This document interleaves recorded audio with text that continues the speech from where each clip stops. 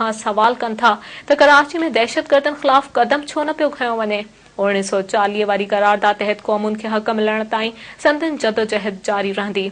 अयाज़ लतीफ़ चयो त सिंध यूनिवर्सिटी जो बाइकॉट कंदड़ सिंध जा गद्दार आहिनि। जिना यूनिवर्सिटी कासिमाबाद में ठाही वञे त उन्हनि खे को बि एतिराज़ न आहे, पर तालीम जे नाले ते ॿी का साज़िश क़बूल न कई वेंदी ऐं सख़्त एहतजाज कयो वेंदो। बलोच अॻवान हासिल बज़न जो चौसे खे ख़िताब कंदे चयो त बंगालियुनि जा लाश मिलण खां पोइ बलोचनि जा लाश मिलण जो सिलसिलो जारी आहे, पर हाणे उहो दौर गुज़री चुको आहे जो बलोचनि खे जबलनि में मारे ॻाल्हि लय मिठी कई वेंदी। हाणे बलोचनि जो केस बैनुल अक़वामी सतह ते पहुची चुको आहे। हासिल बज़न जो चवणु हो त अमेरिका पारां बलोचिस्तान बाबति पेश कयल करारदाद ते एतिराज़ कंदड़ उन वक़्तु किथे हुआ जॾहिं अकबर पुख्ती बालाच मरी समेत हज़ारी बलोच नौजवाननि खे क़त्ल कयो वियो। समाजी अॻवान इक़बाल हैदर चयो त तालिबान पाकिस्तान ते कब्ज़ो करणु चाहिनि था। हाणे उन्हनि जी अखि बलोचिस्तान ते बि आहे, पर बलोच हाणे सुजाग थी चुका आहिनि। खेनि जहादी कुझु बि नथा करे सघनि।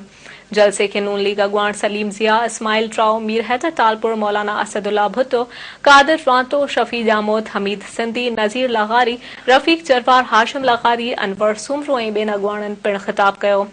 जलसे में मरियम मजीदी, सूरज सजावली ऐं मिठू महेरी शायरी पढ़ी। सिंधी गर्ल्स स्टूडेंट रसूल बख्श पलीजे खे गार्ड ऑफ ऑनर पेश कयो, जॾहिं त नाले वारे रागी मंसूर सखीराणी, दीबा कंवल ऐं ॿियनि फनकारनि क़ौमी गीत पेश कया। अंग्रेज जे वजन खां अॻु में बही मुल्क ग़ुलाम हो, हाणे मुल्क ग़ुलाम आहे। अॼु वञी घोड़ा घोड़ा आहे, बुखनि माण्हू मरनि पिया, मींहं पवनि पिया, रस्ता बंदि आहिनि, स्कूल बंदि आहिनि। हिन खे खणो वञनि, इहे माण्हू केरु आहिनि जेके अॻवा था कनि, केरु आहिनि? इहे सरदारनि पीरनि मीरनि जा माण्हू आहिनि। इन्हनि खे एॾी टेगर एॾी मॻी कीअं थी जो माण्हुनि खे पुरो लुटियो मोतबर थियो सुना थियो हलनि पिया केदारनि? छो त हुकूमत इन्हनि तजालनि जी आहे जेके इन्हनि जा सरपरस्त आहिनि। आम माण्हुनि जी हुकूमत हो, यादि रखनि। रोटी कपड़ा और मकान, अब आए वो रोटी आए मुल्क में, कपड़ो आए, मकान आए, मुल्क बुढ़ो पियो आहे, रोटी कपड़ा और मकान।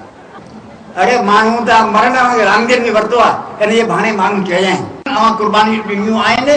इहे जो कुर्बानियूं वरितियूं अथव, बंगालियुनि खे मारे इहा कुर्बानी कयव, बलोचनि खे मारे वॾी कुर्बानी कयव, पठान सिंध जा दोस्त हुआ उन्हनि खे मारे वॾी कुर्बानी कयो, सिंध में पूंदाई करे छॾियो, वॾी कुर्बानी कयव। कुर्बानी तमामु वॾियूं कयूं उन्हनि, ज़बरदस्त बेनज़ीर जा कातल अलॻि ऐलान अहिड़ा कवां त असांखे ख़बर आहे त केरु आहिनि। इहे चवां कोन जो असां कातल आहिनि, असांखे ख़बर आहे, उन्हनि खे मारी चमाट लॻी आहे। बेनज़ीर जे कातलनि खे चमाट लॻी आहे, हिकिड़ी चमाट लॻी आहे।